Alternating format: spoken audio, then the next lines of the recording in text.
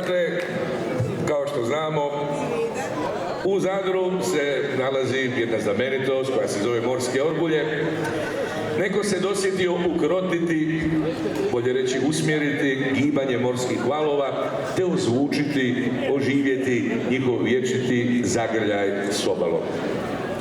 Na Zadarskoj rivi postavljen je sustav cijevi kroz koji prolaze valovi koji, ovisno jačini, brzini i smjeru, skladaju uvijek neke nove melodije i zvučne kulise.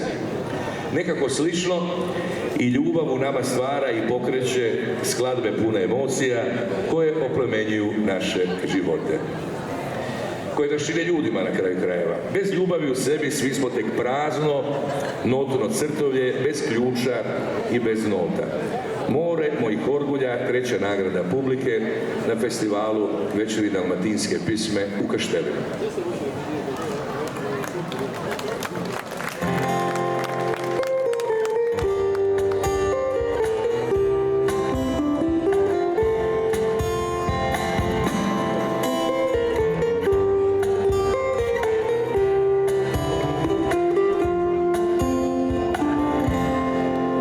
Se ka more po meni prelivaš,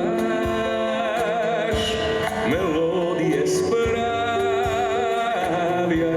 i pismeno divaš.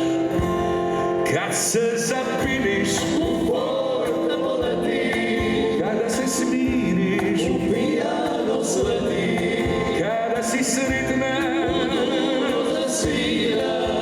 si tužna u molu solira. Ti si more mojih orgulja, pomori moju dušu. Na tvojim valima dišem radost, dišem tugu. Ti si more mojih orgulja, uvertira i finale.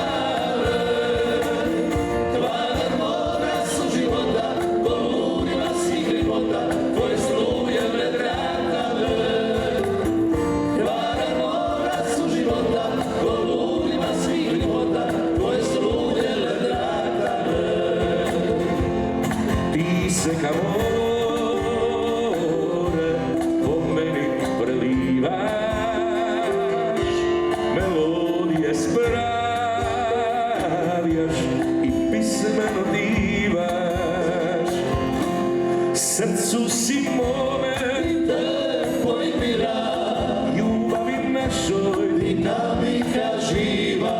Bez tebe ja sam bez starta, bez zlota, crtom je prazno, bez kljuca i nota. Ti si